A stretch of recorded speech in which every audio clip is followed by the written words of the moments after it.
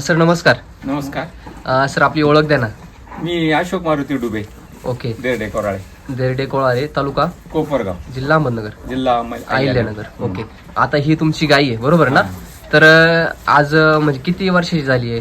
ही 2 वर्षाची कालवड झाली बर. आणि 8 महिन्याची गाभण आहे आता. 8 महिन्याची गाभणी. हा. ओके. ही आम्रपाल व्हरायटीची कालवड आहे. हा.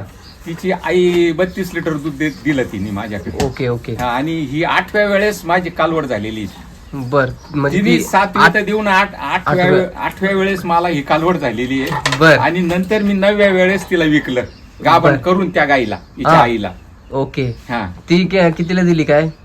तिची दात हलायला लागले होते. बर. हा. कारण तिचं 9वं वेत होतं. बरोबर. म्हणजे वयस्कर झाली ती ती. वयस्कर झाली, पण एका शेतकऱ्याला दिली मी ती. हा. व्यापाऱ्याला दिली नाही किंवा खाटकाला हा, वगैरे हा. व्यापाऱ्यांना दिली नाही.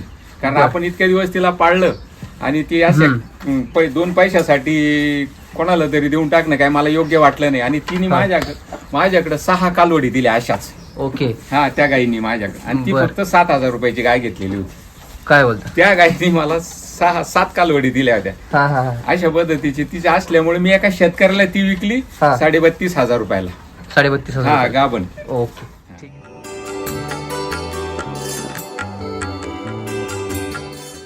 आता तुम्ही आईची तिची कहाणी सांगत होते किती 32 लिटर दूध दिलं तिने होतं. 32 लिटर दूध दिलं. आता तिच्या बहिणीने किती दिलं होतं? हिच्या बहिणीने 28 लिटर दूध दिलं होतं. ओके. हा, म्हणजे पहिल्या वेताला. पहिल्या वेताला. हा, ही विकली. ओके. हम्म. नक्कीच. आता ही गाभण आहे बरोबर आहे? 8 महिन्याची गाभण हा. आहे, 2 वर्ष झाली. हा. ओके. आता तुम्ही हिला मिल्क चार्जर चालू केलंय, हा. म्हणजे किती दिवसापासून मिल्क चार्जर चालू करताय? मिल्क चार्जर म्हणजे तिच्या आईचं दूध बंद झालं तेव्हापासून त्याला मिल्क चार्जर मिल्क चार्जर आईचं चालू. दूध बंद झालं तर मग थोडं गव्हाचं आणि मक्याच्या पिठाने तिला असं गव्हाने टाकून द्यायचो आणि त्याच्यावर हा. मिल्क चार्जर टाकायचो 25 ग्रॅम. बरोबर. तेव्हापासून चालू होतं तर ते वर्षभर 25 ग्रॅम देत होतो.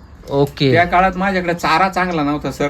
हा. एकदम भुसकट होतं. त्या भुसकटावर तिची तब्येत मेंटेन राहिली. म्हणजे तुम्ही फक्त त्याला सुका चारा द्यायचे? सुका चारा होता, हिरवा चाराच नव्हता माझ्याकडे. घासाही मोडून गेलेला होता, जळून बर. गेलेला होता. ओके. निस्त्या सुक्या चाऱ्यावर मी तिला 1 वर्षभर पोचलं. ती 25 ग्रॅम डेली 25 ग्रॅम फक्त मिल्क चार्जर न चुकता देत होती. म्हणजे तुमची गाय फक्त जिवंत मिल्क चार्जर म्हणत होती? हा, मिल्क चार्जर होती असं म्हटलं तरी चालेल. म्हणजे ती आपण जो चारा देत होतो चाऱ्यातलं पोषण काहीच तिला मिळालं पोषण न मिळतात ती फक्त मिल्क चार्जर चार्जर मेंटेन राहिली. मेंटेन राहिली. हा. ओके. आता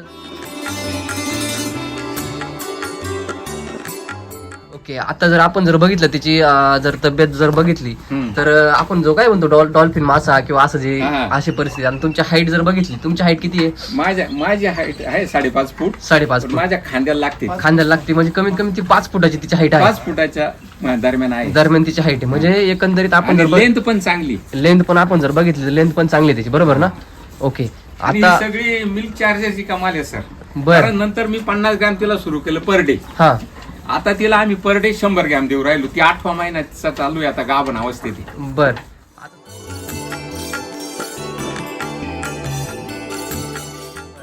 आता समजा तुम्हाला 2 वर्षापासून तिला चालू आहे, हा, कंटिन्यू चालू आहे. कंटिन्यू चालू आहे. हा. तर त्याच्यामध्ये समजा तुम्हाला आता समजा ती गाभण नाहीये, समजा दूध देत नाही किंवा तिच्यापासून काही आपल्याला इल्ड नाहीये, हा. त्याप्रमाणे तुम्ही मिल्क चार्जर देताय का बरं? म्हणजे मला माहिती आहे ना, ती मिल्क चार्जरचे मी इफेक्ट अनेक ठिकाणी बघितले. बर. त्यामुळे मला असं वाटतं की तिला मी तर असा विचारात आहे की पशुखाद्य देण्यापेक्षा मिल्क चार्जर जर ओनली दिलं तर मी तो प्रयोग सुद्धा हिला करायचा विचारात आहे.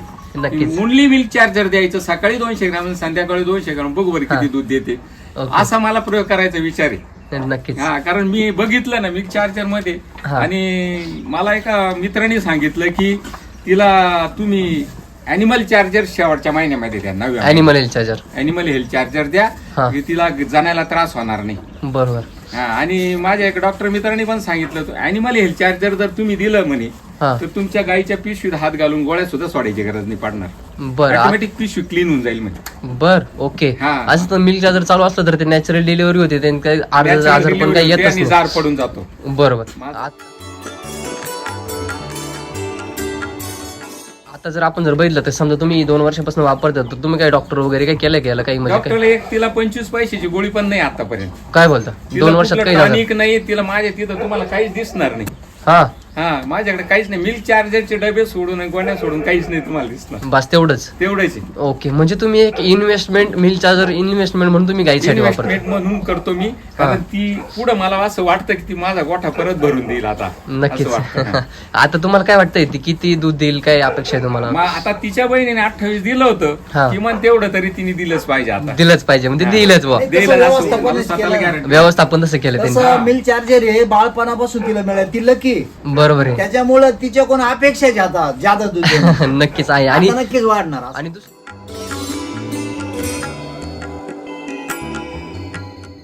आणि दुसरी गोष्ट म्हणजे तुम्ही सांगत होते की तिच्या बहिणीने खूप त्रास दिला दूध काढण्यासाठी. हा हो, तिची बहिणीने उड्या मारित होती जरा. हा, आता तुम्ही कारण म्हणताय- तिला काही मिल्क चार्ज नव्हतं त्या बहिणीला. बरोबर हा, ती आहे ना त्यावेळेस माझी मिल्क चार्जरची ओळख नव्हती. बरोबर. हा, जी त्यावेळेस विकली म्हणजे हा, ती हा. 2 वर्षापूर्वीची गोष्ट. म्हणजे ती थोडासा रागीट स्वभाव होता तिचा. हा, पण ती तुम्ही तापड स्वभावाची होती. आता तुम्ही म्हणताय की ही एकदम शांत आहे. हा, एकदम शांत आहे. आता कोणी तुम्ही- जरी आला हात आता घातला, तिला काशात- काहीच प्रॉब्लेम नाही काही. कुणी जरी घाला हा, तरी. कोणी झालं खुशाल होते. आमचे लहान लहान पोरं हा. असं होते, असे बरं का सड साहेब, ओढतात. हा. सगळ्यात महत्वाचं हा, हे भाऊंच्या बाबतीत भाऊंना ह्या जनावरांचा खूप मोठा लळा आहे. बरोबर. आणि मी सातत्याने नेहमी बरोबर राहत असल्यामुळे आहे ना, हा, ते कुठून आले तरी घरात जाण्याच्या अगोदर पहिले गायवर थाप टाकणार, एंट्री करणार. बरोबर. म्हणजे अॅनिमलच्या बाबतीमध्ये अति प्रेमळ माणूस. नक्कीच नक्कीच. आणि आणि त्यावर प्रयोग करणं हा. हे त्या माणसाला एक आवडीचा विषय झाला. नक्कीच. मिल्क चार्जरनी थोडे डॉक्टरला बोलवायचं नाही, गोळी द्यायची नाही, ताप नाही, थंडी नाही.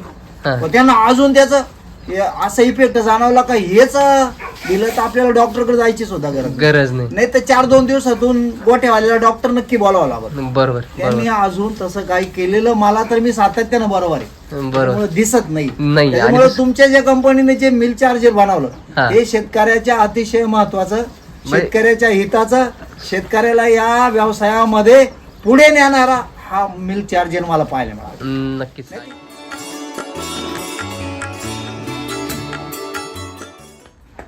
सर, हम्म. ही कालवडी ना, हा हिची आई दूध द्यायची ना, हा. लहान होती याच्यापेक्षा. हा पण लहान असताना भाऊनी काय केलं, हा असे म्हणजे विचारलं बा अजून कोणतं इंजेक्शन हिला दिलं पाहिजे.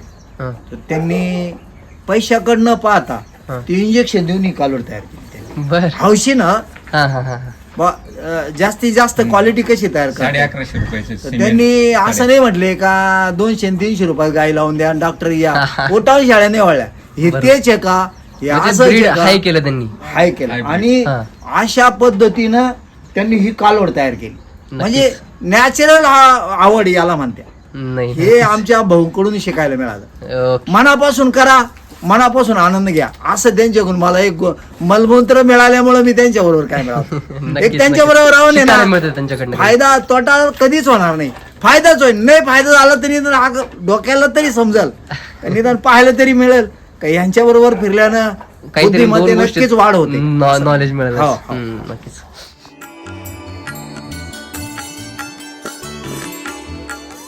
हिरो, तुम्ही 3 गुंठे चारा केलाय म्हणताय, हा, फक्त 3 गुंठे गिन्नी गावात. गिन्नी होते त्याच्यावरच तुम्ही करताय. त्याच्यावरच. आता चारा खाण्यामध्ये तुम्हाला काय बदल जाणवतोय किंवा काय?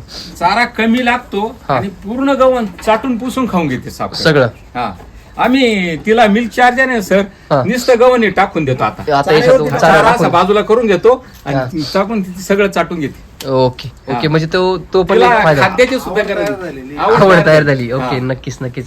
आता जे शेतकरी मित्र दूध व्यवसाय करतायत किंवा त्यांना सुरुवात करायची, तर आता समजा तुम्ही मार्गदर्शन पण करतात शेतकऱ्यांना हो. किंवा दूध व्यावसायिक जे आहेत त्यांना पण मार्गदर्शन करतात, तर काय सांगाल त्यांना तुम्ही?